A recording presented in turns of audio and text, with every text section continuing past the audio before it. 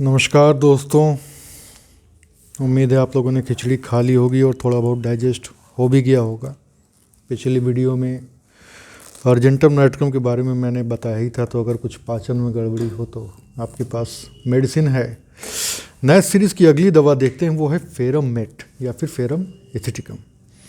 तो इसके जो पहले कैरेक्टरिस्टिक सिम्टम है वो देख लेते हैं कि एनीमिया रहता है, एनीमिक पेशेंट होती है फेरम, और चेहरा पीला पड़ जाएगा, जो म्यूकस मेम्ब्रेन होते हैं वो पीले पड़ जाते हैं।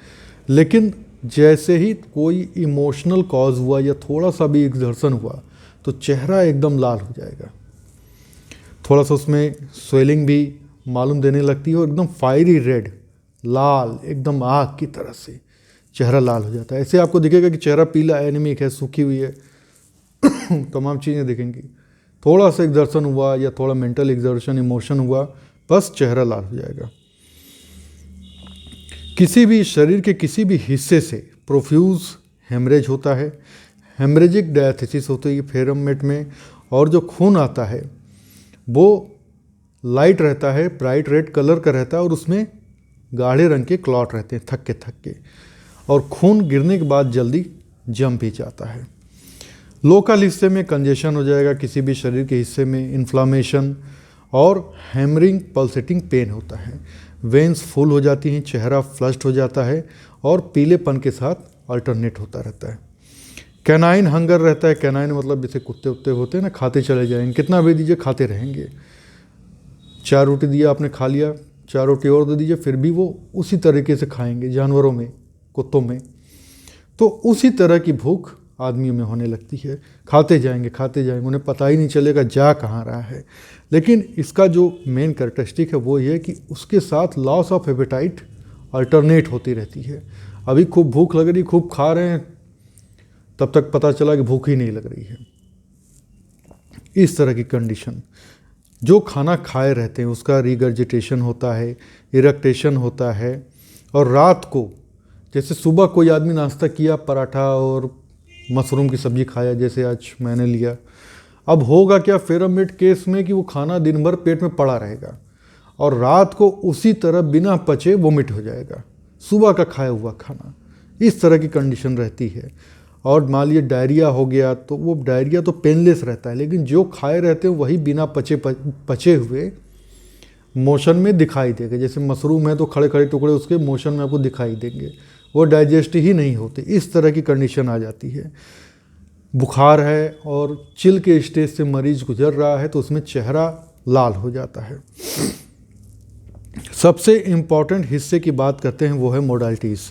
तो खाने के बाद दिक्कत बढ़ जाती है, कुछ पीने के बाद दिक्कत बढ़ जाती है, आराम करते समय बढ़ जाती है तकलीफ़, ख़ास तौर से जब मरीज बैठा हुआ है, और धीरे धीरे चलने से, मतलब कोई भी कंडीशन हो, कोई भी बीमारी हो, अगर मरीज ये कह दिया कि डॉक्टर साहब जब मैं धीरे धीरे चलती हूँ तो आराम मिलता है, चाहे वो जोड़ों में दर्द हो, पूरे बदन में दर्द हो, हिप जॉइंट पे पेन हो, नी जॉइंट पे पेन हो, हाथ में दर्द हो, सर में दर्द हो, कोई भी ओवर एंड ऑल, अगर मरीज कहता है कि वॉकिंग स्लोली अमेलियोरेशन देता है तो अर्जेंटम नाइट्रिकम के बारे में आप सोच सकते हैं।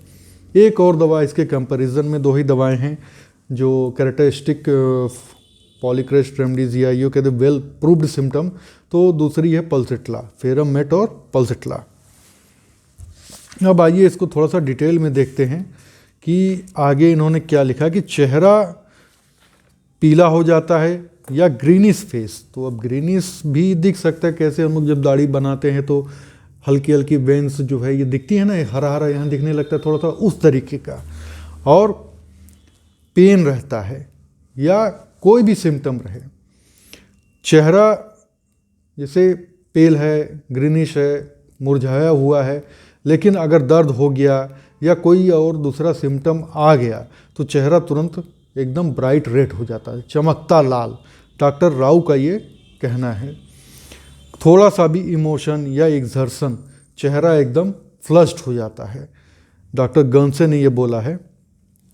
खून का प्रवाह जो है सर की तरफ बढ़ने लगता है और सर की जो वेन्स होती हैं वो उभड़ आएंगे, ऐसे नीली नीली हरी हरी दिखने लगती हैं, सूज जाती हैं, और फ्लशिंग होने लगता है, चेहरे पे हीट का सेंसेशन होने लगता है।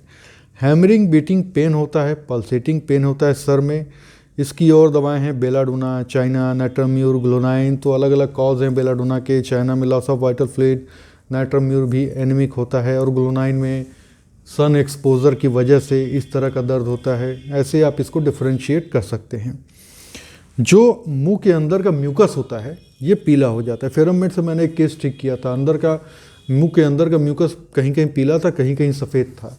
एलन्स की नोट में सफ़ेद भी लिखा हुआ है, तो उसी बेस से फेरममेट दिया था। उनका चेहरा बिल्कुल नॉर्मल जैसे होता है रेड, उस तरीके से हो गया था अंदर से। जो मुंह का म्यूकस मेम्ब्रेन है, अंदर का हिस्सा जो होता है। और मरीज हर कंडीशन में, कोई भी कंडीशन हो, वो जब धीरे धीरे चलेगा तो उसको आराम मिलता है। ये कैरेक्टरिस्टिक है, इसको याद रखिएगा। महीना जो आता है बहुत जल्दी आ जाएगा, बहुत ज़्यादा प्रोफ्यूज ब्लीडिंग, और लंबे समय तक। मरीज कहेंगे डॉक्टर साहब महीना आता है, इतना ज़्यादा आता है और 10 दिन 12 दिन रह जाता है। खून कब पूछेंगे आप तो कहेगी कि जैसे एकदम पेल हल्का पानी की तरह से रहता है, धुआं की तरह से लाल लाल फ्लो रहता है पानी की तरह से, और उसके साथ कमजोरी बहुत ज़्यादा रहती है। कानों में रिंगिंग सेंसेशन रहेगा, ये तो वीकनेस की वजह से होती है। चाइना में भी इसी वजह से होती है, झंझन झंझन की आवाज़ आएगी। हेमरेजिक और एनीमिक टेंडेंसी रहती है, जैसा कि शुरू में ही मैंने बताया था। खाने पीने का फेरममेट में ये कंफर्मेटरी सिम्टम होता है कि जो भी खाना मरीज खाता है वो रिगर्जिटेट होने लगता है, जैसे डकार लेगा बस मुंह में आ जाएगा, या खूब ज़्यादा इरेक्टेशन आने लगेगा। जो खाना खाया उसी का स्वाद आने लगेगा। खाना खाने के बाद खास तौर से ये दिक्कत ज़्यादा तुरंत पड़ती है। अर्जेंटम नाइट्रिकम में भी है, लेकिन अर्जेंटम नाइट्रिकम पेल और एनीमिक नहीं होता है। फेरममेट आपका पेल और एनीमिक है। फेरममेट मरीज को ज़्यादातर ब्रेड और बटर ज़्यादा पसंद आता है, और मांस मछली ये सब गचड़ बचड़ वो सब उसको पसंद नहीं होता। पसंद आएगा भी तो वो खा नहीं सकता, क्योंकि उसको डिसएग्री, उसका पेट उसको एक्सेप्ट ही नहीं कर पाता, वोमिट हो जाएगा, उसको दिक्कत होने लगती है। और जो भी चीज़ खाया रहता है पेट में पड़ा रहेगा लंबे समय तक, डाइजेस्ट ही नहीं होता है, बाद में उसी तरह बिना पचे हुए उल्टी हो जाएगी। बावल्स में दर्द होता है, जैसे लगेगा कि उसमें चोट लग गई है। और जब वो लैट्रिन करता है, मोशन होता है, तो उसमें जो खाना खाया रहता है बिना पचे हुए वो उसमें दिखाई देगा। और मोशन जैसे रात के समय होगा, या खाना खा रहा है बस तुरंत प्रेशर आ जाएगा, दौड़ के जाएगा, या कुछ पिया बस तुरंत प्रेशर आ जाएगा, दौड़ के जाएगा। 2 दवा और हैं, एक है क्रॉटनटिक और दूसरा है चाइना। अब जैसे मैंने बताया कि walking slowly about relieve the pain, तो इसमें एक दवा और है पल्सिट्ला।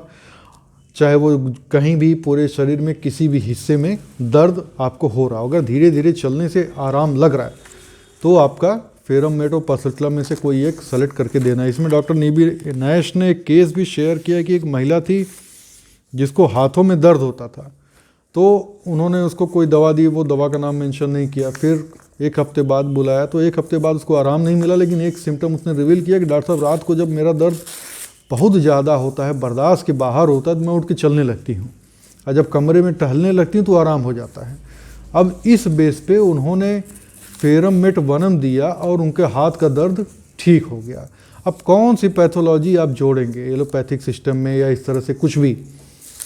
इस तरह की कंडीशन में जब हमें कोई PQRS सिम्टम मिलता है, हम देते हैं, तो रिज़ल्ट मिलता ही मिलता है।